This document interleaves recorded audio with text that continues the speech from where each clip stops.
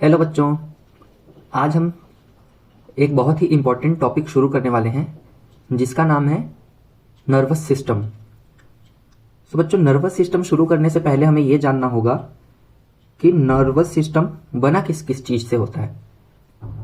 सो जैसा कि इसके नाम में ही है, नर्वस एंड सिस्टम, राइट। क्या है? Nervous system.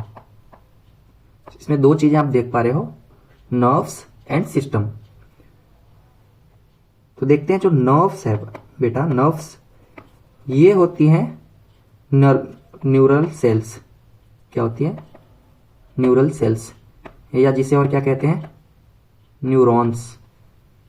ओके। अब जैसा कि हमने पहले भी पढ़ा है कि जो सेल्स होती हैं वो आपस में कंबाइन होकर टिश्यू बनाती हैं, टिश्यू आपस में कंबाइन होकर ऑर्गन बनाते हैं, और ऑर्गन्स आपस में कंबाइन होकर ऑर्गन सिस्टम बनाते हैं। ठीक है। अब यहां पर यह देखना है कि ये जो न्यूरॉन्स हैं और इनके साथ एक और टाइप की सेल्स होती हैं। कौन सी सेल्स? ग्लियल सेल्स, या जिन्हें न्यूरोग्लिया कहा जाता है। न्यूरोग्लिया।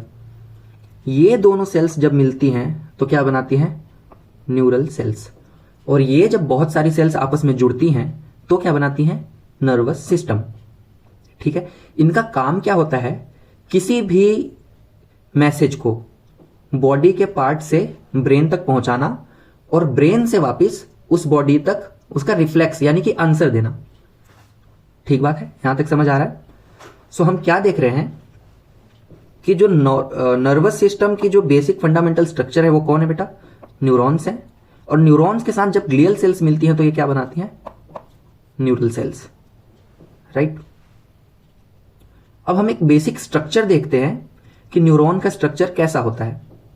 सो आप यहां पर देख सकते हैं, ये जो डायग्राम दिया हुआ है ये क्या है? एक टिपिकल न्यूरल सेल या टिपिकल नर्व का ये डायग्राम है। इसकी अभी कोई मार्किंग नहीं की हुई, मैं पहले आपको ये समझाता हूं और इसके बाद इसकी मार्किंग करेंगे। अब देखो, सबसे पहले हमें ये याद रखना है कि कोई भी मैसेज बॉडी से नर्व तक पहले केमिकल के फॉर्म में आएगा, यानी केमिकल मैसेज के फॉर्म में आएगा। अब वो कैसे? मान लो जैसे ये मेरा हाथ है, अब इस पर कोई भी मैसेज आना है। मान लो इस पेन से मैंने इसको टच किया, ठीक है। अब ये टच सेंसिटिव हुआ, यहां पे नर्व की एंडिंग है जो उस मैसेज को एक्सेप्ट कर रही है, लेकिन उसके पहले क्या है? ब्लड है। ठीक। ब्लड में केमिकल्स हैं बहुत सारे, वो केमिकल में जब अल्ट्रेशन होती है तब वह नर्व उस चीज को सेंस करती है। बहुत सिंपल भाषा में बता रहा हूं, बाद में इसको डिटेल में पढ़ेंगे। अब मान लो यहां से कोई केमिकल मैसेज आया, ठीक है, कोई यहां से मैसेज आया, वो क्या किया? ये जो आपको एंडिंग्स दिख रही हैं, नर्व एंडिंग्स, इसने इस चीज को सेंस किया। अब क्या होगा? इसके अंदर इलेक्ट्रिकल सिग्नल्स के फॉर्म में वो मैसेज चेंज हो जाता है। किसके फॉर्म में? बाहर तो केमिकल फॉर्म में था और अंदर किस फॉर्म में आ जाता है? इलेक्ट्रिकल सिग्नल के फॉर्म में। कोई भी मैसेज किसी नर्व सेल के अंदर कैसे ट्रेवल करती है? इलेक्ट्रिकल सिग्नल के फॉर्म में। ये जो आप गोल देख पा रहे हैं, ये इस सेल का न्यूक्लियस है। अब ये इलेक्ट्रिकल फॉर्म में ही इस मैसेज को आगे ट्रेवल करना है। तो ये जो स्ट्रक्चर आप देख रहे हैं इसके ऊपर, ये है बेटा माइलिन शीथ। क्या है? Myelin sheath. शीट या शीट बोलते हैं इसको, ठीक है। ये है माइलिन शीथ। ये बेसिकली क्या है ना, आपने कभी वायर देखी है? जैसे एग्जांपल के लिए आप ये वायर देखिए, जिसके अंदर ये तो कॉपर है जिसमें इलेक्ट्रिसिटी फ्लो करेगी, लेकिन उसके ऊपर एक इंसुलेशन के लिए प्लास्टिक कोटिंग है।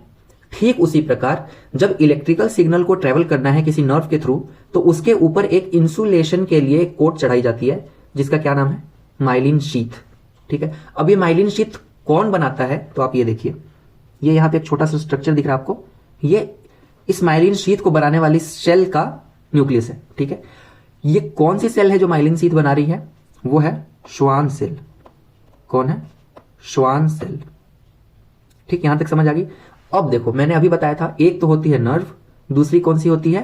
Glial cell. तो ये जो श्वान सेल है ये क्या है? ये ग्लियल सेल है। ठीक, ग्लियल सेल्स का बेसिक फंक्शन क्या होता है, वो न्यूरॉन्स को प्रोटेक्ट करेगी, न्यूट्रिशन देगी प्रोटेक्ट करेगी, और कोई भी जरूरत की जो भी चीज है न्यूरॉन्स को, वो कौन प्रोवाइड करता है, ग्लियल सेल्स, राइट। जैसे यहां पे अगर इसे इंसुलेशन की जरूरत है तो कौन प्रोवाइड कर रहा है, श्वान सेल प्रोवाइड कर रहा है, राइट। ठीक है, अब ये नर्व सिग्नल यहां से ऐसे आगे बढ़ रहा है जो इलेक्ट्रिकल फॉर्म में है, और वो धीरे धीरे करके इस तरफ के नर्व एंडिंग में पहुंच रहा है, राइट। ये जो नोट्स आप यहां पे देख रहे हैं, ये जो इलेक्ट्रिकल सिग्नल यहां से आ रहा है वो वापस यहां जो फ्लूइड प्रेजेंट है उसमें कुछ चेंज करेगा, और वापस यहां पे जो वो मैसेज है या जो सिग्नल है वो किसमें चेंज हो जाएगा, केमिकल में, केमिकल सिग्नल बन जाएगा यहां पे वापस। ठीक है, मतलब पहले केमिकल सिग्नल के फॉर्म में इस नर्व तक आया, नर्व के अंदर जब आया तो वो इलेक्ट्रिकल फॉर्म में चेंज हो गया, और इलेक्ट्रिकल फॉर्म से वापस नर्व से बाहर जाते ही केमिकल सिग्नल में वापस चेंज हो गया, राइट। अब आप देखिए,